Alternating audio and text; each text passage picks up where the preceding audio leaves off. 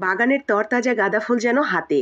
এত সুন্দর গাঁদা ফুলগুলো, একেবারে ফুটন্ত গাঁদা ফুল, নরম তুলতুলে, ভেতরে গাজরের পুর ভরা। এই গাঁদা ফুল পিঠা খেতেও কিন্তু অসম্ভব মজার। একসাথে আপনাকে পিঠা খেতে দিলে আপনি কয়টা পিঠা খেতে পারবেন বলেন তো? আমি তো মনে হচ্ছে সবগুলো একাই খাবো। আর এটা কিন্তু বিয়েবাড়ি গায়ে হলুদের ডালা সাজাতে একেবারে পারফেক্ট একটা রেসিপি। এছাড়াও রাখতে পারেন অতিথি আপ্যায়ন বা আপনার প্রিয় কোনো মানুষের জন্য। প্রথমে আমরা গাজরটাকে সিদ্ধ করে নেব। আমি এখানে ছোট ছোট দেখে 4টে গাজর নিয়ে গ্রেট করে নিয়েছি, আর 2 কাপ লিকুইড গরুর দুধের মধ্যে দিয়ে সুন্দর করে এটাকে সিদ্ধ করে নেব সামান্য একটু লবণ দিয়ে।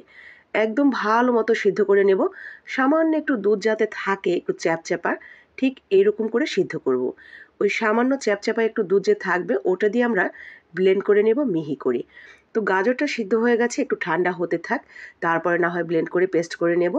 এইদিকে আমরা আরও 3টা গাজর নিয়েছি, এখানে গ্রেটারের চিকন ছাড় দিয়ে গ্রেট করে নিয়েছি। এখন সামান্য একটু ঘি দিয়েছি আমি আগেই প্যানের মধ্যে। সেই ঘির মধ্যে সামান্য কিছুক্ষণ ভেজে নিলাম গাজরটাকে। এতে করে গাজরের মধ্যে যে এক্সট্রা একটু পানি পানি ভাব থাকে সেটা কিন্তু অনেকটাই শুকিয়ে যাবে। তো এরপরে সেই ভাজা গাজরের সাথে আমরা এখানে 2 চামচের মতো দিয়ে দিয়েছি নারকেল কোড়া, সাথে দিয়ে দিব স্বাদ মতো চিনি। আপনি চিনির পরিবর্তে গুঁড়ো ব্যবহার করতে পারেন। তো আমি চিনি দিয়েছি, আর দিয়ে দিলাম একটা এলাচ থেতো করে নিয়েছি, ভেতরের দানাটা শুধু দিলাম, উপরে খোসাটা ফেলে দিয়েছি। এখন এইভাবেই সুন্দর করে আমরা একটা নরম পাকের পুর তৈরি করে নেব। ঠিক এরকম যখন হয়েছে নামিয়ে রেখে দিয়েছি। আর এখন সেই প্রথমে যে গাজরটা সিদ্ধ করে রেখেছিলাম সেটা পুরোপুরি ঠান্ডা হয়ে গেছে। ব্লেন্ডারের জারের মধ্যে দিয়ে একেবারে স্মুথ একটা পেস্ট তৈরি করে নিয়েছি। এখন আমরা এই পেস্টটা দিয়ে দিব একটা প্যানে। সামান্য একটু বলক উঠে আসলেই আমরা এখানে দিয়ে দিব স্বাদমতো লবণ। স্বাদমতো লবণ দিয়ে ভালো করে মিশিয়ে নিয়ে আমরা এখানে দিয়ে দিব আতপ চালের গুঁড়া। সিদ্ধ চালের গুঁড়াটাও দিতে পারেন, হাতের কাছে যেটা থাকবে সেটাই দিবেন। ভালো করে গুঁড়াটা দিয়ে আমরা মিশিয়ে নিব এবং অল্প আছে একটু নাড়াচাড়া করে সুন্দর একটা ডো তৈরি করে নেব। তো আমার ডো তৈরি করা হয়ে গেছে। এখন আমরা ডোটা সুন্দর করে হাত দিয়ে মেখে নিয়ে অল্প সুন্দর করে একটু লেচি করে নিয়েছি। আর এই লেচিটাকে ঠিক এরকম একটা বাটির মতো করে নিলাম।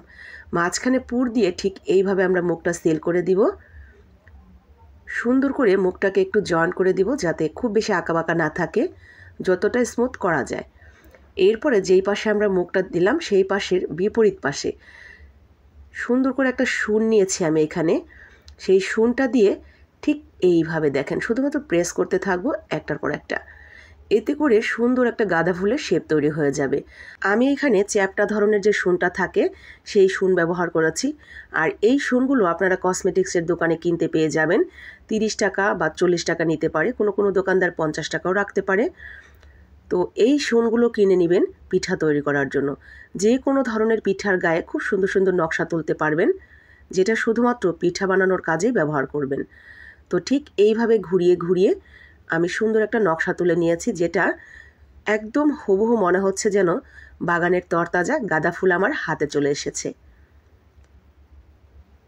তো ঠিক এইভাবেই আমি সবগুলো তৈরি করে নিয়েছি।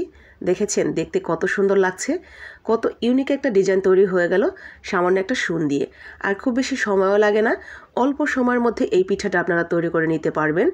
10 থেকে 15 মিনিট ভাপে সিদ্ধ করে নিলে রেডি হয়ে গেল। আমার মেয়ে এবং আমার ছোট্ট ছেলেটাও কিন্তু তাদের হাতের কারুকাজ দেখিয়ে দিয়েছে, সেগুলো আমি সিদ্ধ করে দিয়েছি। তো এই তো বাগানের তরতাজা গাঁদা ফুল, নরম তুলতুলে গাজরের এই গাঁদা ফুল পিঠাটা খেতে যতটা মজার ততটাই নান্দনিক। যে কোনো প্রিয় মানুষের মন রাঙাতে এই গাঁদা ফুল পিঠাটাই যথেষ্ট। মুহূর্তের মধ্যেই আপনার প্রিয় মানুষের মন রাঙিয়ে দিবে। আমি আপনার কতটুকু মন রাঙাতে পেরেছি তার জন্য লাইক কমেন্ট করে শেয়ার করে দিবেন।